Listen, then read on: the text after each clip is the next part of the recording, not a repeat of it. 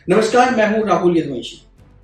देखिए, जो विमान हादसा हुआ उस हादसे को लेकर के पूरा देश स्तब्ध है और इस हादसे के बाद ही कई सारे सवाल भी खड़े हुए हैं। उन्हीं में से एक सवाल ऐसा है जिसका जवाब हर कोई जानना चाहता है। वो सवाल ये है कि जब ये विमान हादसा हुआ उसमें जान गंवाने वाले जो लोग हैं उनकी फैमिलीज को कितना इंश्योरेंस मिला। देखिए, साफ तौर पर जब विमान हादसा हुआ तो पूरे देशवासियों ने प्रार्थना की कि जो लोग हैं, जो घायल, इनका उपचार चल रहा है, वो बच जाए। लेकिन जिस तरह की खबरें सामने आई उसको देखने के बाद सभी लोग स्तब्ध रह गए।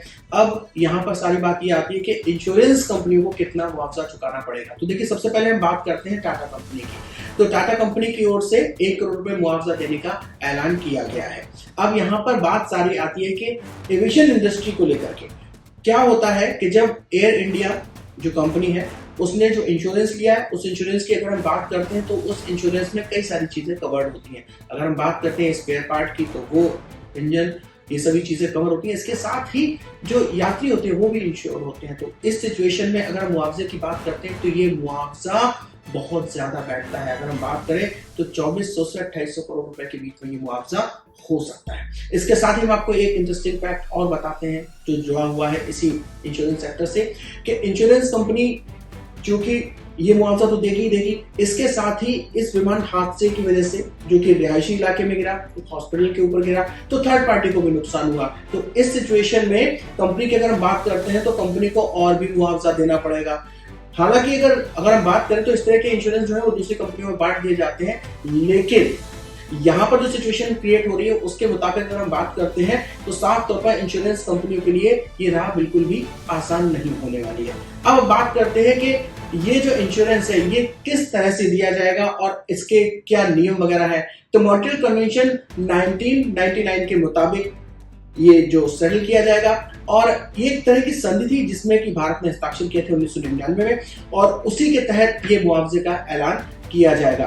अब बात करते हैं इंश्योरेंस कंपनियों के अलग अलग मुआवजे की। तो देखिए, जो यात्री उसमें शामिल थे उनका भी इंश्योरेंस है, तो निश्चित तौर पर जो लाइफ इंश्योरेंस है उन कंपनियों को वो इंश्योरेंस भी चुकाना होगा। इसके साथ ही हम आपको एक इंटरेस्टिंग फैक्ट और बताते हैं, वो ये कि जब इस तरह के एयरक्राफ्ट दुर्घटनाग्रस्त होते हैं तो ये साफ तौर पर एविएशन इंडस्ट्री के लिए भी एक बड़ा झटका है।